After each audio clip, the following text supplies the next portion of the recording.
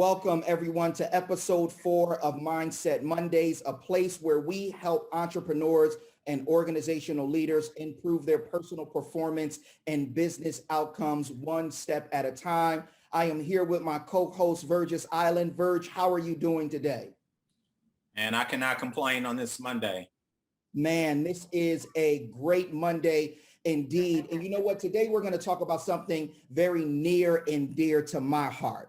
And this is the title of this episode: the chip every entrepreneur should have on their shoulder.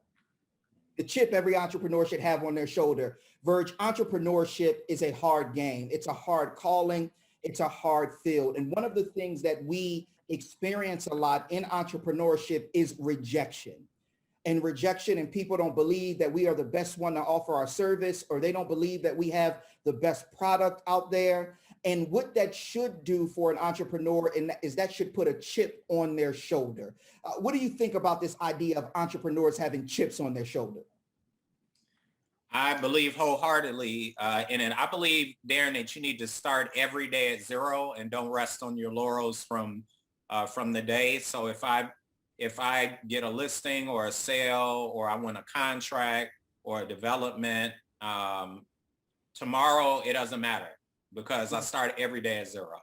That's right. And every day we're setting out to prove that the idea that God has given us, the idea that we've been called to, the business that we're a part of, that it is going to work. And we have to set out to prove that. Now, one of my favorite entrepreneurs that I've been studying as of lately is Jeff Bezos.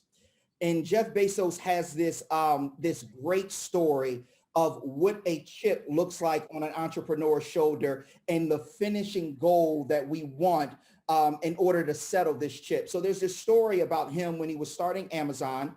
He was going to this consumer technology reporter by the name of Craig Stoltz at the Washington Post.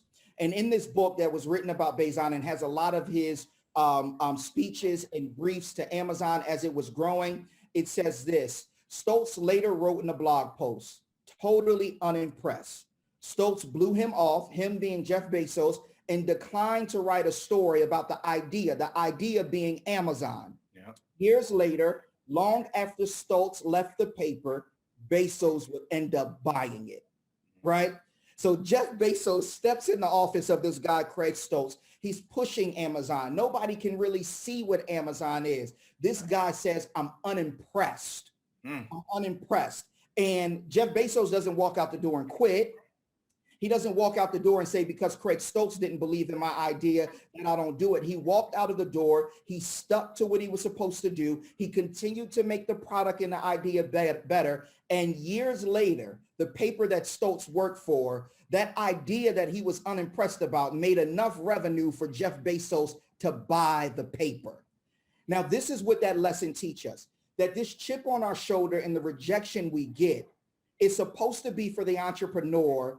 It's supposed to empower us to set up the targets of people and industries that we want to prove wrong, but it's not around for us to throw tantrums, right? So many people who think they are entrepreneurs, as soon as they get rejected, they want to throw a tantrum. See, nobody believes in me. I don't know if I can do this. No, set the target. I don't care if you got to put the target up on your wall. Set the target for the people in the industries that you're going to prove wrong. What do you think about this idea of this chip being resilience, the act of resilience? And talk a little bit about your thoughts about what Jeff Bezos accomplished through having this chip on his shoulder and staying resilient. Yeah. So just in life and through reading and just in my personal experience and talking to others, Darren, people view rejection or failure differently, right? So it's the people who don't give up on their dreams that they don't allow setbacks to continue to linger, right? They just view them as temporary. Yeah. And they interpret failure different, right? So my old real estate coach, Kathy Anderson, used to always say, there's no such thing as failure. Either you win or you learn. Yeah, that's good. That's good. Right. And we know life in many situations and many times, Darren, life is usually 10% what happens to you and 90% how you actually respond to it. Man, that's so good. And what people need to know, especially entrepreneurs who have been in it for a while, they know this. Those who are just starting, those who are hitting a rough patch, those who are even doing really well. If you want to continue to grow as an entrepreneur, you need to know this. Failure is a part of the formula. Failure is built into entrepreneurship. It's supposed to happen. Just make sure you are failing forward. Failure is a part of the formula, and resilience is the fuel. The fuel for what? It's the fuel that gets you away from the people who can't see or believe in your idea to those who want to be a part of it, to those who are going to say yes. It gets you away from the no's and until the yeses. Now, this is what we want to make sure we don't do. We don't want to make sure we look at everybody who is passing up on our product, our service, our idea as our enemy, because they could have some insight. A part of failure that we need to understand and resilience as entrepreneurs, that there's going to be a stage in your entrepreneurial endeavors where you're not ready yet, right? Take that critique from those people, take that failure and begin to work the system over and over again. Verge, what would be your advice to those people who do they have something? They have the fire, the desire, the passion, but they're just not ready yet. Yeah, I say just keep going. And again, as Kathy says, you either win or you learn, right? So it's, some people say you got to have a setback to have a comeback or whatever other colloquialisms you want to use. But I view, so every day I fail, right? And I forgot, Darren, when we were in New York a few weeks ago, and it was something we were talking about, and somebody said that their dad, actually, it's the lady from Spanx, the lady who created Spanx. Yes. And she said that her dad, at the end of every week or at the beginning of every week, he used to ask, what did you fail at? Yeah.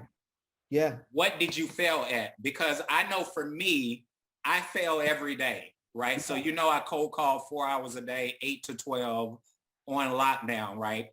I talk to a minimum of 42 people a day. So wow. I'm going to fail 40 to 42 times, right? But I don't look at the times I get rejected. I don't focus on those. All I'm focusing on is the 1 to 2 people every day that I can help. So it's always based on interpretation, right? And the German philosopher, Friedrich Nietzsche, of course, some people, as Eddie Murphy calls him, Nietzsche, he said that which doesn't kill us makes us stronger, right? Yeah. Man, I agree with you. So here's the 3 things that we want our people to take away. The chip on an entrepreneur's shoulder should help him set up targets to prove his or her idea right or wrong, right? Or the people who don't believe in it wrong. The chip on our shoulder, resilience, serves as fuel. It should push us. It should not leave us in neutral. It should push us. And here's the last thing. A chip on your shoulder or the act of resilience in an entrepreneur reminds you that you have the fight in you to make it. If you can just go one more day making those 42 calls, if you can go one more day and then get somebody to set an appointment with, that resilience is fuel. So entrepreneurs, stay resilient out there. Remember that it's a part of the formula. Remember to fail forward. You either, what is it, Verge? What's Kathy saying? You either win or you learn. There's no losing. You either win or you learn. We thank you so much for joining us during this episode of Mindset Mondays. We hope that you get more resilient every day and you accomplish the goals that you set out to accomplish. Share this with somebody. Look over the resilience in your life. Write down 2 or 3 things or 2 or 3 areas where you can get more resilient. And then we'll see you next week for episode 5. Have a great week, everyone.